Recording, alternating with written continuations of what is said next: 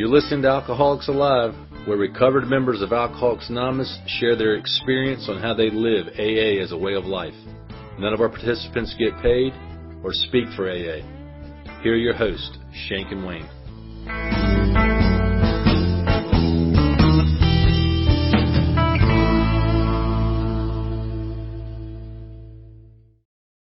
Well, Shank, after 7 episodes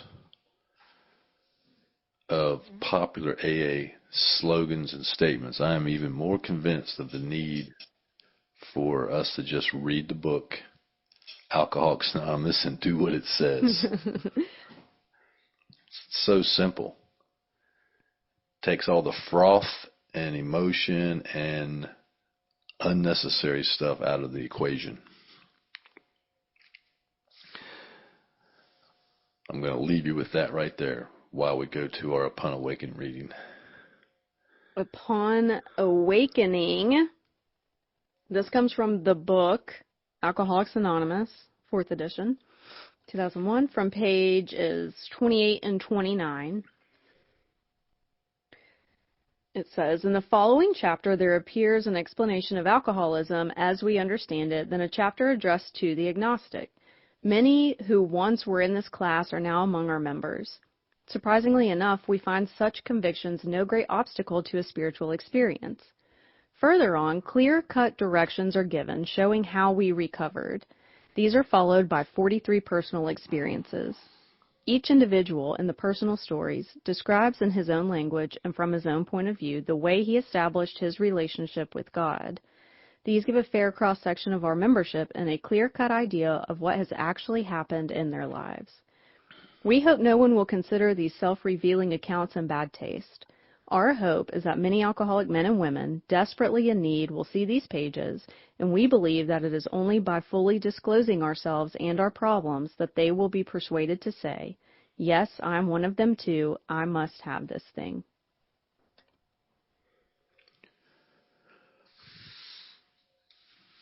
Well, it's pretty specific and direct on a number of things that jumped out at me. It says that there's an explanation of alcoholism in the book. So if we want to know if we're alcoholic or not, or if we have alcoholism, there's a chapter in there that basically will explain that to us. Did you just read this at the group? I did. Okay, Thursday. I was wondering why. I was like, it was on my mind. That's why I chose the reading. Yeah, Thursday night I read it. Okay. Yeah, I didn't know if you had... I thought I came up with this, and I just realized that it's because you read it. It was on my mind. It's subliminal. Yep. Yes, I read it. So it tells us there's clear-cut directions showing how to recover. There's actually 43 personal experiences in the book that tell us how those people established their relationship with God, which is actually the answer to our problems, is establishing a relationship with God.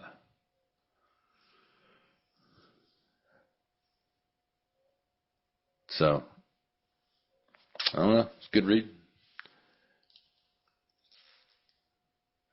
Some of the stories in the back of the book were first published in the Grapevine. Is that correct? I don't think so. Well, I noticed, I'm about to get us diverted already, that in the book this morning I was reading, the copyright is from the Grapevine on like 5 of the stories. Well, but not all of them. Well, then they were probably published in the Grapevine then. After? So does it I don't know. Okay. These are good questions. So that's in the table of contents where it says they were copyrighted in the Grapevine? It's in the very front. One of them is acceptance is the answer.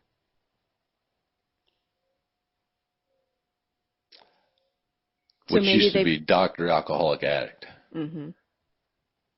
I swear I don't think that was in the Grapevine, but it could have been. I have to go back and check that out. I meant to ask you that earlier, but I just thought about it. I would think that some of those older ones could have been in the Grapevine, But typically when they come out, like when they came out with the fourth edition, you know, they had a call for stories. And they received several thousand stories. And then the literature, there's actually a committee that reads the stories and they select, you know, the stories. Matter of fact, our Bill A. from Durham, he's dead now. He was the delegate when they did the fourth edition. He actually was on the committee that read all the stories. Oh, that's cool. I didn't know that. And picked it, yeah. But I could see some of them maybe being in the grapevine. It's something we need to think about. The good news is it tells us to keep an open mind when we read the stories and to try to find one that we can identify with and, you know, to not, you know, pick apart the other ones, because everybody comes to the relationship with God in a different way, I guess. Mm-hmm. Although there are clear-cut directions in the book telling you how to do it. Which is why I don't personally believe acceptance is the answer. Correct. That was someone's personal experience, and I think that is amazing.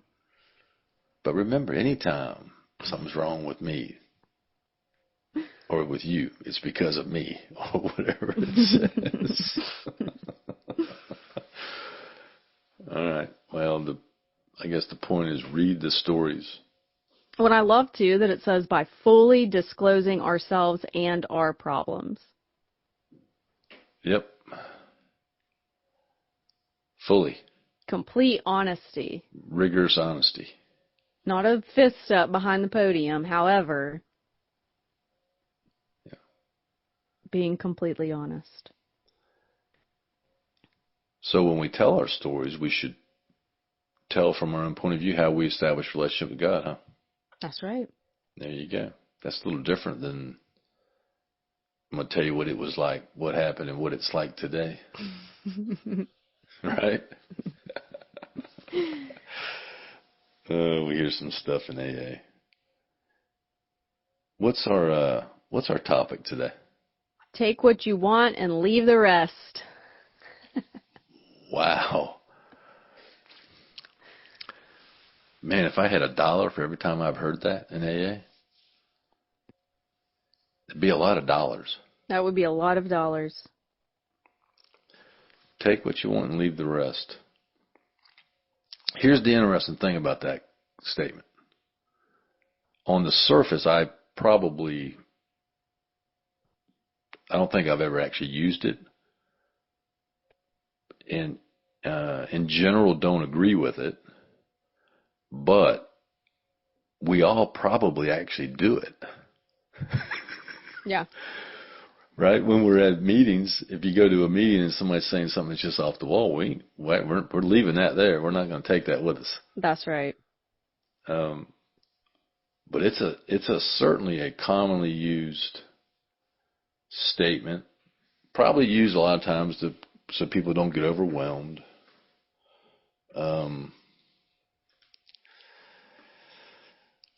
I don't know. Maybe we say it to new people so that they know that they don't have to completely understand everything all at once. There's a chance that I have said this before when I was newly sober. I don't remember a time, but I know for sure that no woman who has ever sponsored me has said that to me. Yeah. So that's a good thing. Yeah. So I think that, there's enough resistance in AA to the program where this would just support that. Yeah. And so, it could, I think it could encourage people to have an open mind, but it also can be used to let people off the hook so they don't have to do certain things. Well, it's progress, not perfection. Unfortunately, I think that's in the book. No, what it says is we claim spiritual progress, not spiritual perfection. Okay, there you go. So that's kind of a little different than what we hear in meetings, progress, not perfection. Mm-hmm. That's a little different. That would insinuate you take it all of the AA program. You leave nothing, but spiritually you're not going to be deemed white as snow immediately or ever. That's right. Yeah. And I mean, I guess this would, it kind of softens things for a new person, kind of lets them go at their own pace. However, if you look at kind of the downsides to it, I think it's probably misused a lot. Right? We say to people, you typically hear people say it that probably haven't taken the clear-cut directions out of the book Alcoholics Anonymous. So they're even justifying their own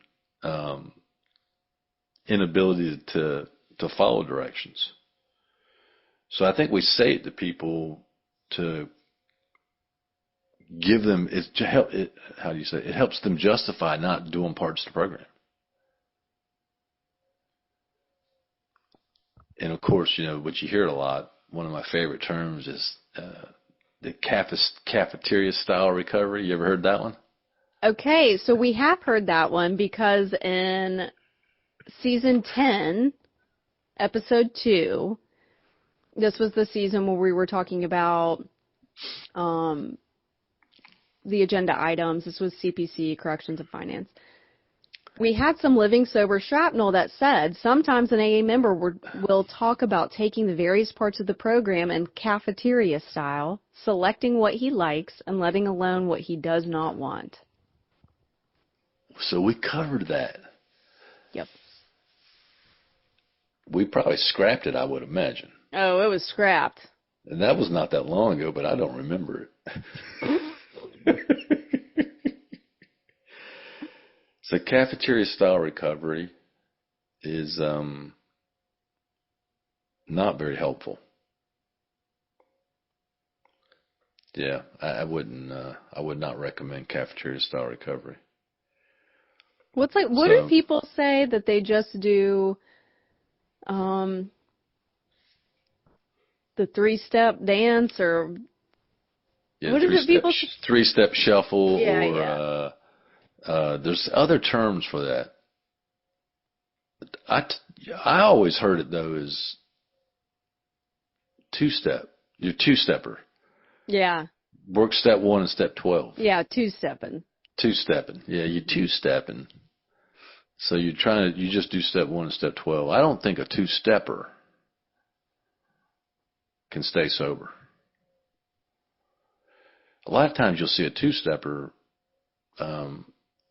that's been sober for a while. They're like very angry and. Well, what I notice is you may be abstinent, you may be totally sober, but you are not free. Those people do not seem like they have true freedom of not thinking about alcohol, being able to be around it if circumstances warrant. Yep. Well, because they haven't faced and gotten rid of the things inside them that block them off from God and block them off from other people. And I think they typically eventually drink. Some of them you'll see commit suicide after they've been sober for decades. Yeah. They can't live with themselves. So take what you want and leave the rest is not I don't think you'll ever read that in the big book or even anything that would even imply that that's a good idea. Yeah. What does the big book say about it? All right. Page 58. Half measures availed us nothing. Well, I mean that right. We could stop right there. Right? Yep. So I mean it's clear, and I think our own experience and even the experience of people that we've watched and have helped would prove this comment to be very accurate. So if you do half the program, you don't get half results. If you get nothing. If you follow half of a spiritual principle, which I don't even know how you could do that, but you get 0 results. So we just can't take what we want. We got to have full commitment for a spiritual way of life if you're going to recover. So that completely tells you that You can't take what you want and leave the rest. All right. Your personal favorite reading from page 25. There is a solution. Almost none of us like the self-searching, the leveling of our pride, the confession of shortcomings, which the process requires for its successful consummation. So that's telling us that there's requirements if we want to recover, right? And if we want to have a spiritual experience. You don't get to just pick the fun parts? Nope. You got to confess your shortcomings. You got to level your pride for its successful consummation. So picking the fun and pleasant parts will not remove the obsession to drink. What are the fun and pleasant parts? It's good. So there's a good question. Not much. Mm-hmm. No, the spiritual life's a pain in the butt, actually. Mm-hmm. Yeah. I mean, you get a lot of good benefits from it. You get a good life, but some of those actions are not pleasant.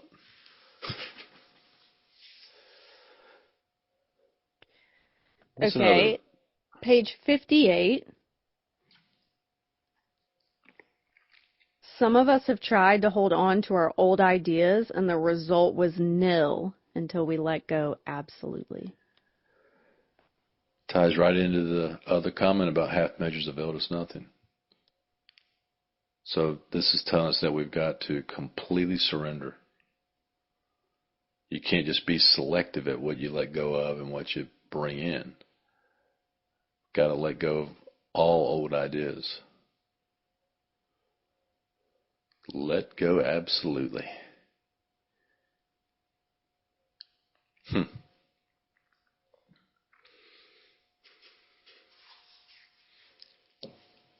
What more is there to say? There really isn't. I mean, that's like it's another one of those things where probably the less you say, the better, because we can't recover cafeteria style. I'm curious. I love this though because I don't like to be micromanaged. I've never worked in the corporate world, but people that I know don't like to be micromanaged. The book Alcoholics Anonymous gives clear-cut directions. Yeah. They're very clear. And you either have done them or you haven't. You're either going to do them or you're not. I mean. And it's not fun all the time. And it's not easy. I mean, my life got way worse on the outside circumstances when I got sober. Yep. And I know that's not everyone's experience, but it's actually most people's experience. Alcoholics do better when they're drinking. I'm serious. Mentally and spiritually and physically, I was so much freer. My outside circumstances, terrible. Yeah. Terrible. Yeah. Yeah. If you remove alcohol from an alcoholic and that's all you do, we're in bad shape. Yeah. Yeah.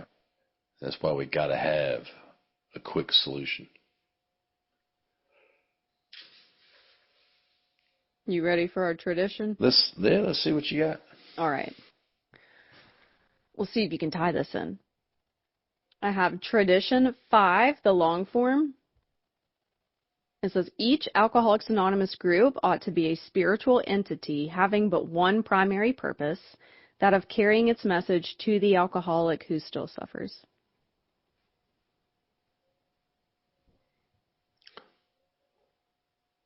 Well, I think it ties in really well, actually. That tells us what our purpose is.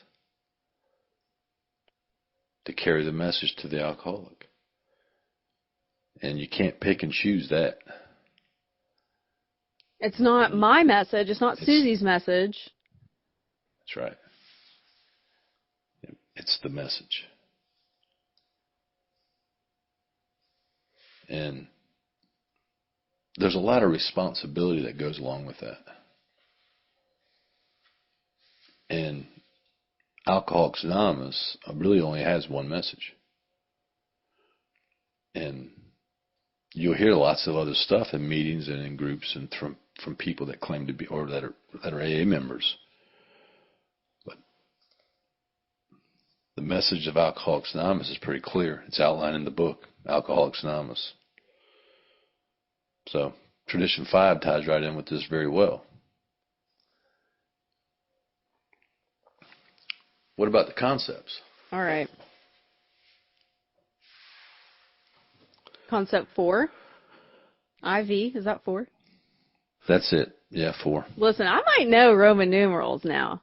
You learn. Yeah, you are. Everybody watch out.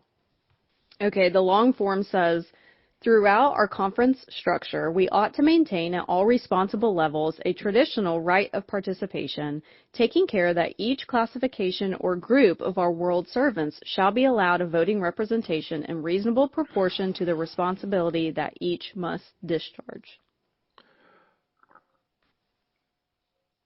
Well, I think the tie-in on this one, there's a couple of things. One is it does say that anybody has the right to participate. Yep. But with that right to participate comes responsibility. Mm-hmm. And the responsibility should be to demonstrate and practice our 12 steps and our 12 traditions and our 12 concepts. You don't get to pick and choose those. Yeah.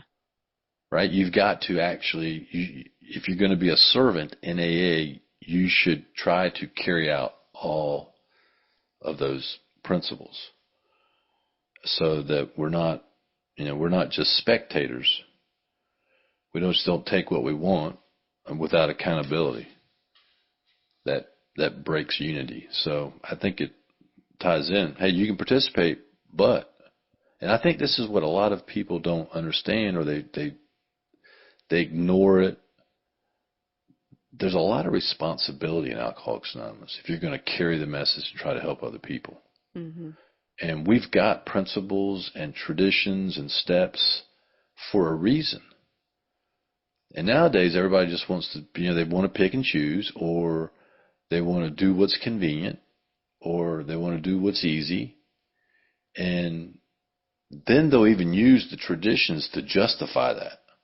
Like, well, we've got autonomy. We can do what we want to do. Or we don't have to do that. We're just going to do this. Oh, the book didn't really mean that, so we're going to interpret that this way and rewrite it this way. I mean, all that's nonsense. So, Alcoholics Anonymous is a book. We should follow it.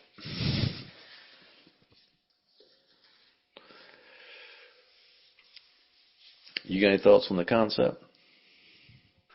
Well, it just, I was thinking how important it is that I have an AA home group.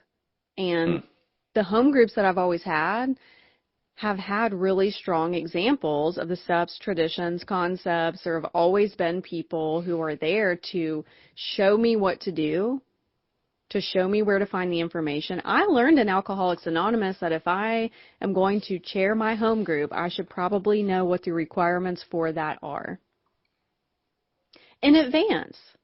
Yep. You're not going to make it up as you go. And it's not about me being at the front of the room and, ooh, I'm chairing my home group and, wow, look at me, I'm so important. It's for the person who is there that's dying of alcoholism. It's for the person there who has been sober for 10 years and wants to kill themselves or is thinking about taking a drink. So I should take it seriously. I should read the guidelines if there are guidelines for chairing the meeting. Yes, you don't have to make it up as you go. You don't pick and choose which ones you want to apply. You're going to do them all. And thank God for that. People who came before me, because of I have a 3 legacy home group. Like this is a 3 legacy podcast. I don't know if I've said that in a few episodes. But I have a 3 legacy home group. And thank God that the group conscience has decided on the meeting format. Yeah. I don't have to decide that. Yeah. I don't have to change it either. I don't have to complain about it. I can bring something up at an inventory.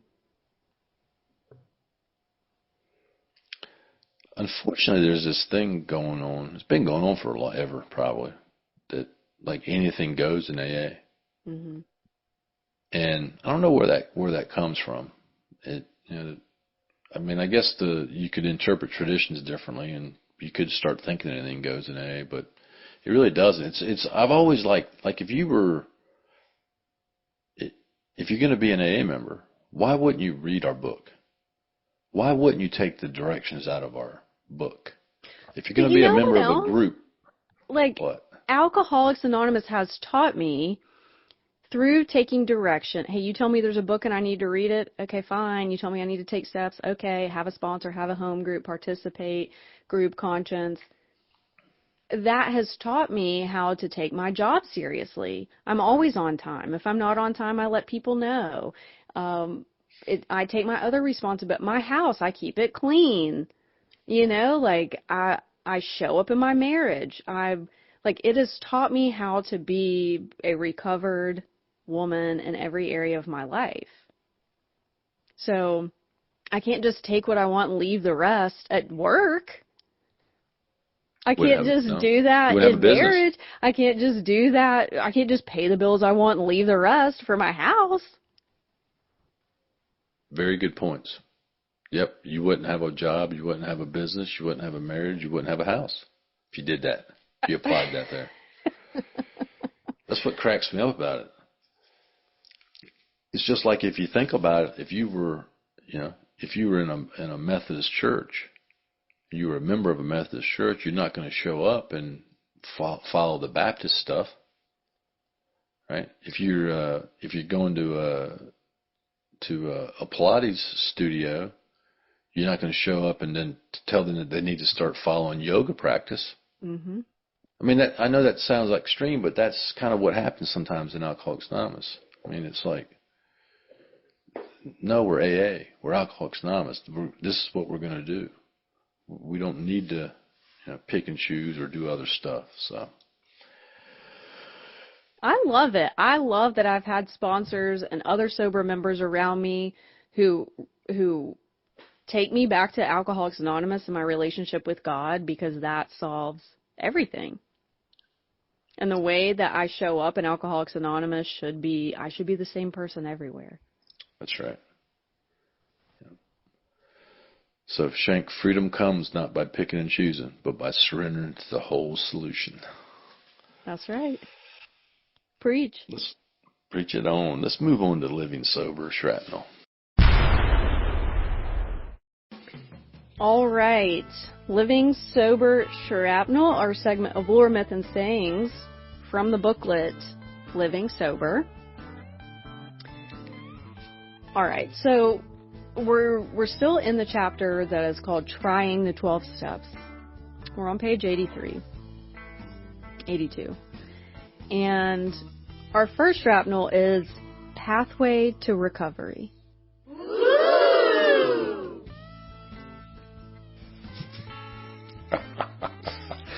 Oh, it sounds like some hazelnut stuff or something there. But, all right, let's see what we got. They agreed they ought to write a record of what had happened so their experience could be widely distributed. But as you can imagine, they ran into real difficulty in reaching agreement on what precisely had taken place. It wasn't until 1939 that they were able to publish an account they could all subscribe to. By then, they numbered about 100. They wrote that the pathway to recovery they had followed up to then consisted of 12 steps, and they believed anyone who followed that pathway would reach the same destination.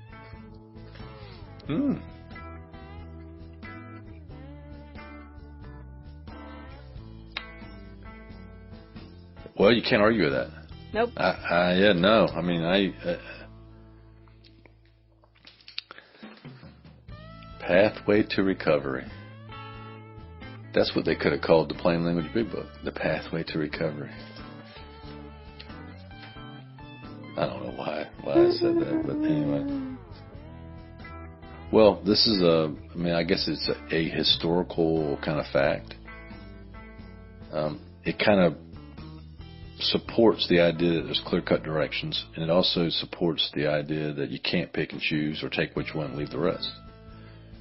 Basically what they're saying is if you take the steps that's outlined in the book, you're going to get to the same destination as all of us.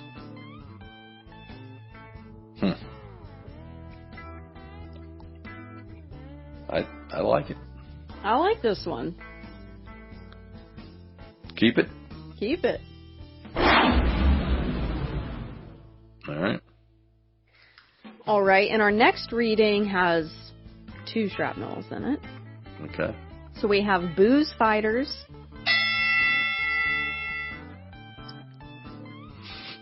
and All Comers.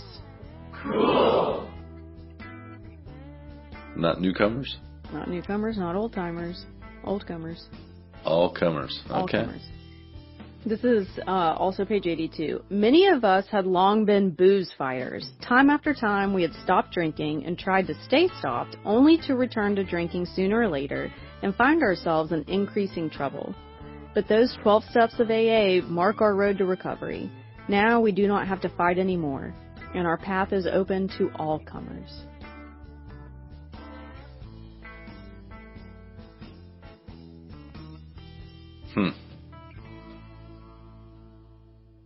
Well, booze fighters and all comers. I wasn't a booze fighter. Maybe this predates your time in AA. Did anyone newcomer is like a term that is used quite frequently. Was all comer, was that a term that was used? I've never heard it before. Okay. I don't think. I mean, I've heard comments like, not in AA, just in other stuff, welcome one and all. Yep. Yeah. But all comers, no, I don't think I've ever heard that. Our path is open to all comers. It just, the more that I read it or say it, it just doesn't sound right. It's weird. It does not sound right. It's probably grammatically correct, but it doesn't sound right. Path is open to all comers. Why wouldn't it just be our path is open to all? To all, yeah. Well, not all come. And actually, all that come are not alcoholic. So maybe it should say our path is open to all who suffer from alcoholism. Kind of like the third tradition. I was also not a booze fighter. No. I didn't fight. I fought a lot when I was boozed up. One of my favorite things to do. Get drunk, get in a fight. Get in a fight, yeah. Maybe start the fight a little bit while drinking, but then you get blackout and just really take it there, Get on with it, yeah. Many of us had long been booze fighters. Well, I like the term booze fighter.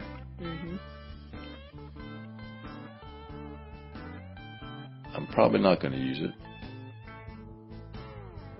And the term all comers, I just can't get on with that. I'm sorry. It just does not sound right. It doesn't. So I think it's true that the path is open to all people that want help. And the path certainly can work for a booze fighter. Yep. We get a lot of booze fighters in Alcoholics Anonymous. We sure do. Yeah. But I'm scrapping it. It's out of here.